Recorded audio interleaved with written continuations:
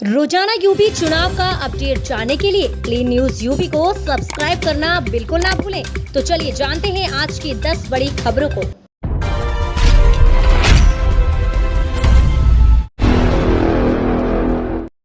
CM Yogi Adityanath का दंगाइयों को ultimatum, दंगा करोगे तो 6 पीढ़ियां भरेंगी हर्जाना।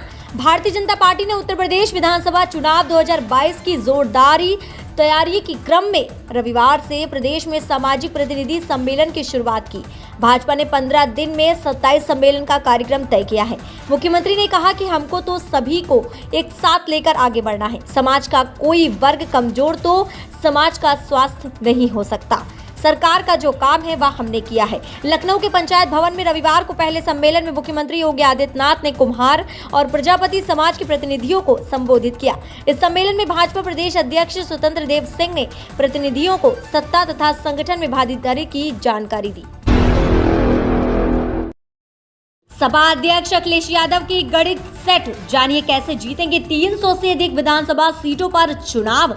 उत्तर प्रदेश में 2022 में होने वाले विधानसभा चुनाव में 400 से अधिक सीट जीतने का दावा करने वाले समाजवादी पार्टी के अध्यक्ष अखिलेश यादव ने 300 से अधिक सीट जीतने का गणित सेट कर लिया है। सपा के राष्ट्रीय अध्यक्ष अखिलेश यादव ने कहा है कि उत्तर प्रदेश के विकास के लिए भाजपा को हटाना जरूरी हो गया है। प्रदेश को योग्य सरकार की जरूरत है, योगी सरकार की नहीं। सपा की सरकार बनने पर कर्मचारियों की हर समस्या का समाधान किया जाएगा। पार्टी की घोषणा पत्र में भी कर्मचारियों की मांगों को शामिल करेंगे और सत्ता में आते ही उसे पूरा करेंगे। सपा के राष्ट्रीय अध्यक्ष अखिलेश यादव ने कहा कि यूपी की जनता ने भाजपा पर बहुत भरोसा किया है। दावा किया है कि वे देश की अर्थव्यवस्था 5 ट्रिलियन व यूपी की 1 ट्रिलियन की बनाएंगे। ये कार्य तो नहीं हो सका, लेकिन सुबह का नाश्ता से लेकर रात का खाना तक महंगा हो गया। उन्होंने कहा कि गरीब मजदूरों को खाने का इंतजाम तक नहीं है। सबसे ज्यादा दिशा में कार्य कर रही है। यूपी में कृषि कानूनों के विरोध में आज रेल रोकेगी भाकियों, बोले नरेश टिकैत, किसानों के सम्मान से खिलवाड़ न करे सरकार। किसान पंचायत में भारतीय किसान यूनियन के राष्ट्रीय अध्यक्ष चौधरी नरेश टिकैत ने कहा कि आंदोलनकारियों और सरकार के बीच 4 माह से वार्ता बंद है। सरकार किसानों के मान सम्मान से खिलवाड़ न करे। उन्होंने पदाधिकारियों को हिदायत दी कि इंटरनेट मीडिया पर संयमित रहें, बेवजह की बयानबाजी न करें। कृषि कानूनों के विरोध में 2 सोमवार को 2 स्थानों पर रेल रोकी जाएगी। सरकार बनाने में हमने बहुत सहयोग किया है। केंद्र सरकार देश का सारा सामान बेचने पर तुली है। सरकार ने किसानों को चारों तरफ से घेर रखा है। किसान संगठनों पर करोड़ों लोगों की निगाह है।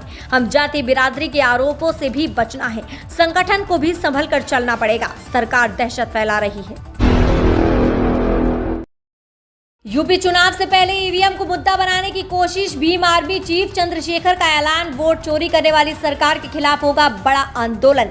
आजाद समाज पार्टी के अध्यक्ष चंद्रशेखर आजाद ने हापुड़ रोड पर सीएनजी पंप के सामने बहुजन समाज भाईचारा महासम्मेलन को संबोधित करते हुए कहा है कि ईवीएम के बल पर वोटों की चोरी करने वाली सरकार के खिलाफ नवंबर में सबसे बड़ा आंदोलन किया जाएगा।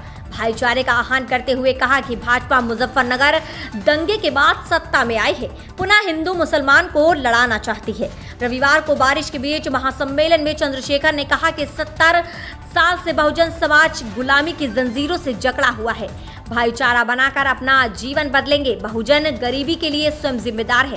कहा कि महिलाओं के सम्मान को ठेस नहीं पहुंचने दी जाएगी, अन्यथा चंद्रशेखर का वही अंतिम दिन होगा। उन्होंने बेरोजगारों को प्रत्येक माह 6,000 रुपए दिलाने का वादा किया। इस रैली में कई जगह से लोग शामिल हुए।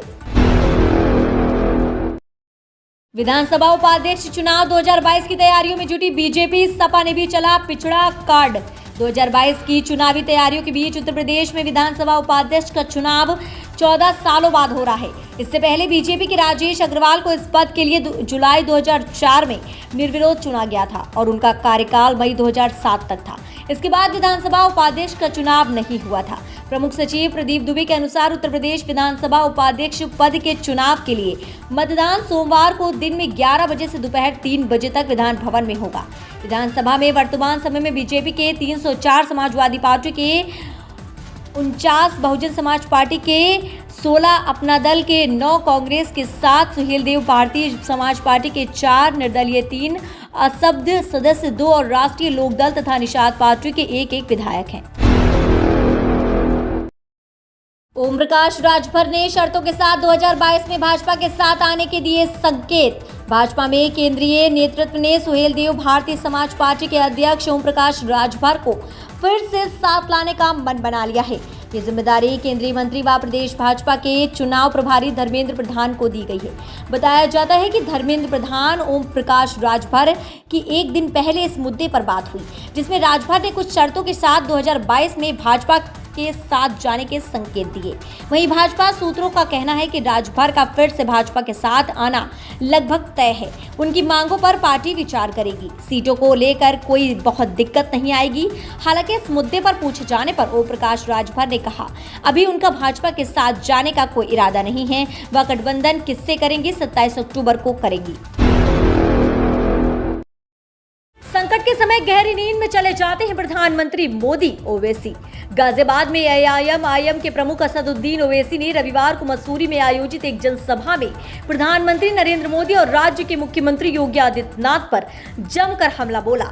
उन्होंने आरोप लगाया है कि जब देश पर संकट आता है तो प्रधानमंत्री मोदी गहरी नींद में चले जाते हैं और जैसे ही चुनाव नजदीक आते हैं तो वे लोगों को अपनी तरफ आकर्षित करने के लिए नई लाभकारी योजनाओं की घोषणा कर देते हैं।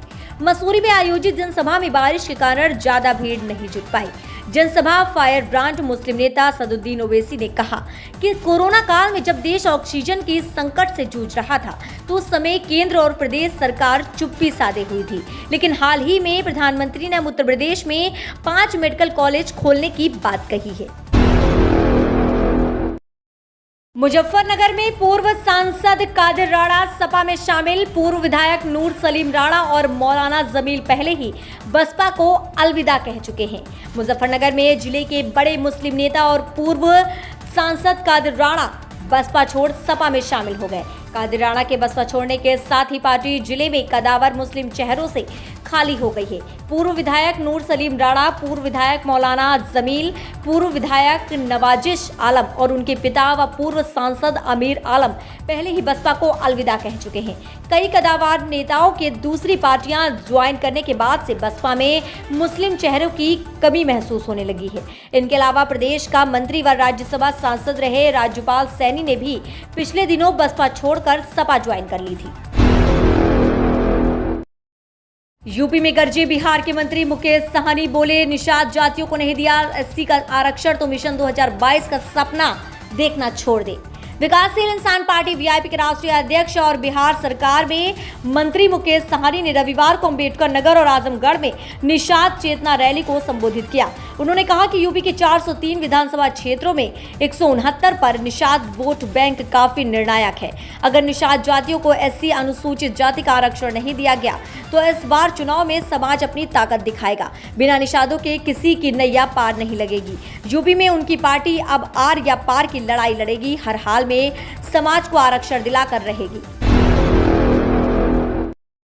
क्या एक बार फिर से उत्तर प्रदेश में भारतीय जनता पार्टी की सरकार बनेगी या फिर दूसरी तरफ सपा प्रमुख अखिलेश यादव सत्ता पर काबिज होने जा रहे हैं? आपको बता दें, जब से लखीमपुर में किसानों की हत्या की गई है तब से योगी सरकार की प्रदेश भर में निंदा देखने को मिल रही है। किसानों का रोष सरकार की तरफ काफी बढ़ता जा रहा है। इन्हीं सबके बीच आज हमने जनता का मूड जानने की कोशिश की है। उत्तर प्रदेश 2022 विधानसभा चुनाव का ताजा ओपिनियन पोल आपको बताते हैं किसके पास कितनी सीटें हैं। बीजेपी की बात करें तो बीजेपी को यहाँ पर मिल रही हैं 128 सीटें। समाजवादी पार्टी को यहाँ पर सबसे ज्यादा सीटें मिल रही हैं। समाजवादी पार्टी के हिस्से में आ रही हैं 207 सीटें। कांग्रेस की बात करें तो कांग्रेस को मिल रही हैं यहाँ पर 36 सीटें। बसपा के खाते में आ रही हैं 32 सीटें। क्या लगता है आपको इस बार यूपी में किसकी सरकार बन सकती है? हमें कमेंट के माध्यम से बताना ना भूलें। क्या यूपी में आएगा योगी राज या फिर जीतेंगे अखिलेश यादव?